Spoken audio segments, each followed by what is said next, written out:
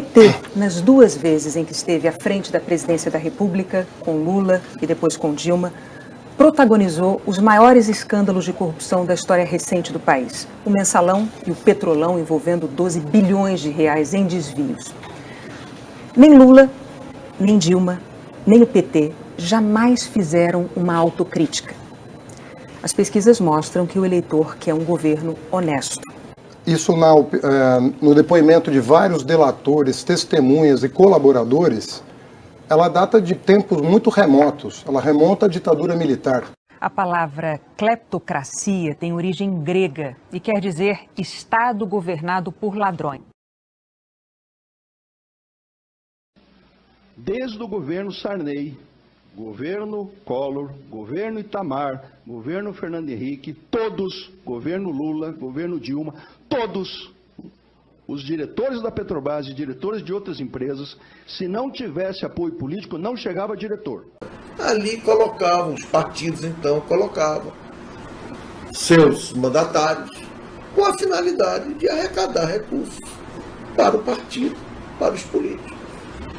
E isso é há 30 anos que se faz isso. Mas é fato, todas as investigações da Lava Jato apuraram isso, as nomeações de diretores da Petrobras passavam, sim, pelo presidente Lula, pelo então presidente Lula. A gente sabe, inclusive, que Renato Duque era, dentro da Petrobras, segundo a Lava Jato, responsável pela propina do PT. O presidente Lula se encontrou com Renato Duque no aeroporto de Congonhas para falar sobre as denúncias de corrupção. Ele confessou isso, né? Eu citei pessoas que estão presas ou condenadas, ou que são réis, ou que foram investigadas. Vamos falar de um nome conhecido. O Partido dos Trabalhadores tem esta lista imensa de integrantes envolvidos na Lava Jato de alguma maneira. No levantamento do próprio Ministério Público, quando a gente olha aqui a lista, a gente vê entre presos, condenados, investigados e réus na Lava Jato, o que é que tem do PT? Tem 2 ex-presidentes da República, Lula e Dilma. Tem 11 ex-ministros. Desses 11 ex-ministros, tem 2 ex-ministros da Fazenda, Guido Mantega e Antônio Palocci. Tem 4 ex-presidentes do Partido dos Trabalhadores, eu posso nomeá-los, se o senhor preferir. Tem 3 tesoureiros, ou seja, os procuradores, diante dessa situação, eles dizem o seguinte: não havia ali atos isolados, o que havia ali era uma situação sistêmica, organizada. Esta situação não é criada pela Rede Globo de Televisão, nem pela mídia, nem pela imprensa, é uma situação dada. Eu estou oferecendo ao senhor a oportunidade de se contrapor a esta evidência, porque o senhor diz que petistas erraram, não o partido. E o Ministério Público diz que havia uma organização, um sistema de corrupção que está adiante. A mesma que colocou tucanos, a mesma que colocou PMDBistas, a mesma que colocou pepistas. Vários integrantes de partidos aliados ao PT.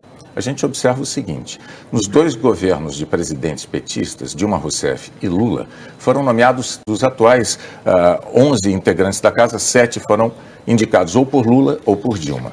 No Superior Tribunal de Justiça, houve 33 cadeiras, 28 foram indicadas por governos petistas, Lula ou Dilma. Dos 141 atuais desembargadores da Justiça Federal, 141, 92 foram indicados por Lula ou por Dilma. E mais, no TRF4, ele é simbólico, porque o TRF4, em segunda instância, condenou Lula, e ele tem quantos integrantes? 27 integrantes. Dos 27 integrantes do TRF4, 22 foram indicados por Lula ou por Dilma.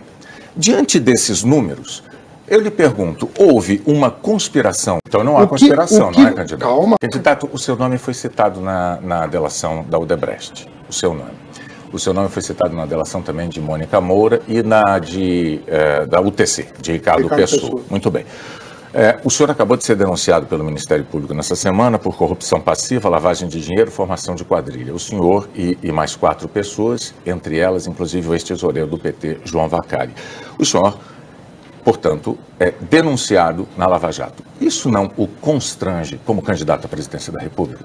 E o senhor cancelou a obra do túnel em São Paulo, uma obra que era de interesse da UTC, o senhor cancelou, e da Odebrecht. O senhor fez isso com 44 dias de governo. No entanto, 2 meses depois, em abril, A Prefeitura de São Paulo, o senhor prefeito, assinou uma obra, ou concedeu uma obra à Constran. Camargo Correia, Constran. Constran pertence à UTC. A maioria do eleitorado paulistano desaprovou a sua administração. 500 milhões de reais, 300 milhões de reais. Eu estou dizendo ao senhor que depois de cancelar esta obra da UTC, 2 meses depois, o senhor deu outra obra para a UTC. Eu lhe pergunto, por que os eleitores devem acreditar que agora, apenas 2 anos depois, de novo, o presidente Lula o indica, isso é um ungito do presidente Lula, como candidato à presidência da República, e o senhor não vai ter, de novo, a administração reprovada pela maioria do eleitorado? E o petista Fernando Haddad, Pois é. quando candidato à Prefeitura de São Paulo, fez uma série de promessas e não as cumpriu. O senhor prometeu construir 55 mil moradias e entregou 15 mil. O senhor prometeu construir 43 unidades básicas de saúde. O senhor entregou 12 de 43.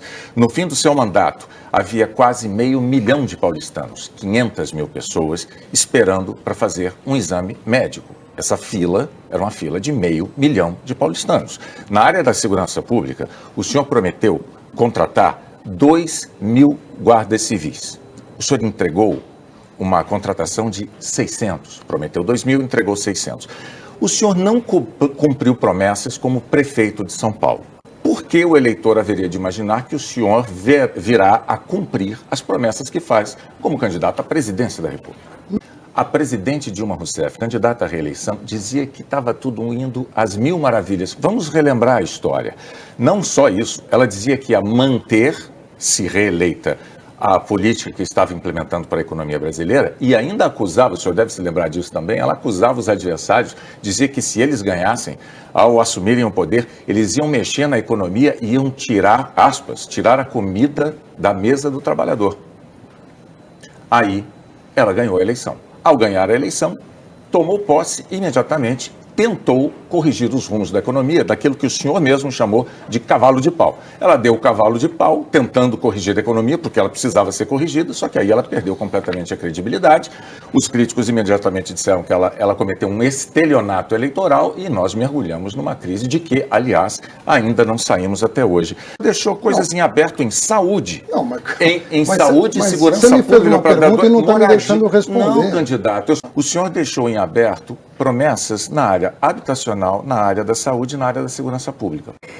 A presidente Dilma deixou o Brasil na crise em que todos nós brasileiros estamos mergulhados hoje e quase 11 milhões de desempregados. Hoje esse número já são 13, mais de 11 milhões, mais de 11 milhões de desempregados, hoje são 13 milhões.